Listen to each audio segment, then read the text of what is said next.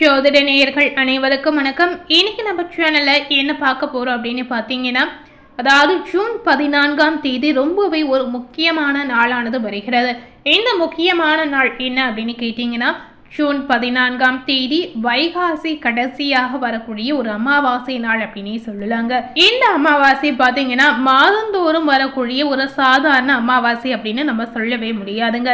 ஏன்னா இந்த அமாவாசை பார்த்தீங்கன்னா வைகாசி மாதத்துல வரக்கூடிய ஒரு முக்கியமான அமாவாசை. எப்போதுமே வைகாசி மாதத்துல வரக்கூடிய அமாவாசையில பார்த்தீங்கன்னா முன்னோர்களுக்கு தர்ப்பணம் செய்யலாம், கடவுள் வழிபாடு செய்யலாம்.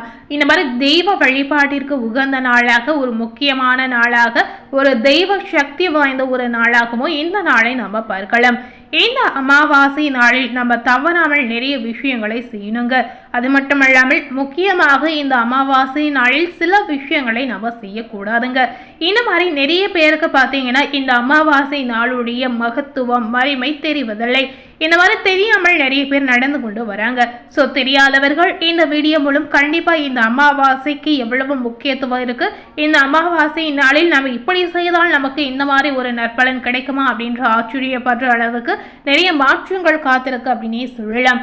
ஸோ இன்னைக்கு நம்ம என்ன பார்க்க போறோம் அப்படின்னு பார்த்தீங்கன்னா, இந்த வைகாசி மாதம் அமாவாசை நாளில் நீங்க அரச மரத்தை வலம் சுற்றி வந்தீங்கன்னா கண்டிப்பா உங்க வாழ்க்கையில நினைத்தது நிறைவேறும் அப்படின்னு சொல்லி இருக்காங்க.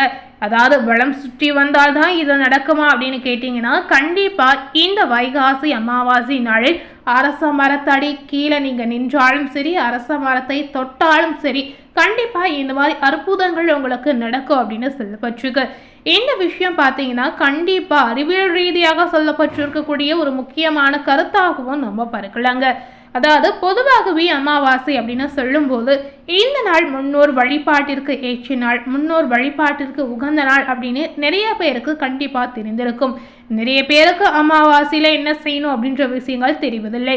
ஸோ தெரியாதவர்கள் விரிவாக இந்த வீடியோல பார்த்து தெரிந்து கொள்ளுங்க.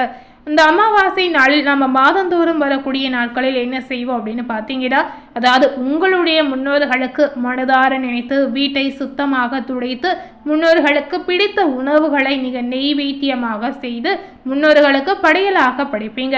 இந்த படையலாக படைத்த உணவை பார்த்தீங்கன்னா காகத்திற்கு நீங்க உணவு அழித்து விட்டு கண்டிப்பா அதன் பிறகுதான் நீங்க சாப்பிடுவீங்க. ஸோ இந்த மாதிரி பழக்கங்கள் தான் இதுவரை ஒரு வழக்கமாகவே இருந்திருக்கு. இந்த அமாவாசை நாளில் நம்ம இப்படி தாங்க செய்வோம். இந்த வைகாசி அமாவாசை நாளில் இதே முறையில நீங்க செய்த பிறகு கண்டிப்பா முன்னோர்களுக்கு நீங்க தர்ப்பணம் செய்யாம இருந்தீங்கன்னா இந்த நாள் இதற்கு உகந்த நாளாக நிச்சயமா இருக்கிறது.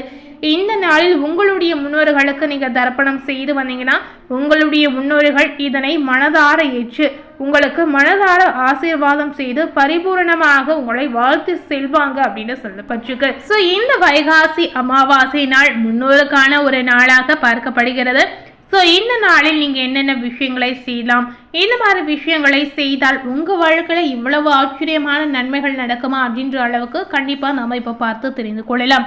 பொதுவாகவே அமாவாசை அப்படின்னு சொல்லும்போது பித்திருக்கள் எனப்படும் முன்னோர் உலகில் நமக்கு வளர்ப்பிறை பகல் நேரமாகவும் தேய்பிறை இரவு நேரமாகவும் உள்ளதாக ஒரு விஷயத்தை சொல்லி இருக்காங்க. இந்த அமாவாசை என்பதை பார்த்தீங்கன்னா பகல் ஆரம்பிப்பதற்கு முன்புள்ள விடியற் காலம் போன்றது அப்படிங்கிறதையும் சொல்லி இருக்காங்க. அதாவது காலை பொழுது பூஜைக்கு சிறந்தது அப்படின்னு சொல்றாங்க. முன்னோர் வழிபாட்டிற்கு அமாவாசையை கண்டிப்பா நீங்க தேர்ந்தெடுக்கலாம். இந்த நாளில் பார்த்தீங்கன்னா புரோகிதர் மூலமாக தர்ப்பணம் செய்வது இன்னமும் சிறப்பான ஒரு விஷயமாகவும் பார்க்கப்படுகிறது. இன்று மனதார பித்ருகளை வழிபட்டு அவருக்கு கொடுக்க வேண்டிய அரிசி, காய்கறி, பழம், தட்சிணை, வஸ்திரம் இந்த மாதிரி பொருட்களை வேறு யாருக்காவது நீங்க தானமாக கூட இந்த நாளில் கொடுக்கலாங்க. அதாவது ஏழைகளுக்கு உங்களால் முடிந்தால் அன்னதானம் இந்த நாளில் குறிப்பாக நீங்க செய்யலாம். உங்களால் என்ன உதவி மற்றவர்களுக்கு செய்ய முடியுமோ அந்த உதவி எதுவாக இருந்தாலும் இந்த வைகாசி மாத அமாவாசை நாளில் தவறாமல் நீங்கள் செய்திடுங்க. ஒருத்தருக்கு நீங்கள் உதவி செய்தாலுமே இந்த நாளில் இதன் மூலம் கிடைக்கக்கூடிய நற்பலன் இரட்டைப்பாகவே உங்களுக்கு கிடைக்கும் அப்படின்னு சொல்லப்பட்டிருக்கு. பசுக்களுக்கு இந்த நாளில் மறக்காமல் பழம், அகத்தை கீரை கொடுப்பது இன்னும் உங்களுக்கு அதீத நற்பலனை ஏற்படுத்தி கொடுக்கும் அப்படின்னு ஐதீக ரீதியாகவோ சொல்லப்பட்டிருக்கு. அதாவது இந்த காலகட்டம் பார்த்தீங்கன்னா அமாவாசைக்கான ஒரு காலகட்டமாக, உங்களுடைய முன்னோர்களுக்கான ஒரு காலகட்டமாக, உங்களை பிழைத்திருக்கக்கூடிய பித்ரு தோஷம் நீங்குவதற்கான ஒரு காலகட்டமாக கண்டிப்பாக இருக்கிறது.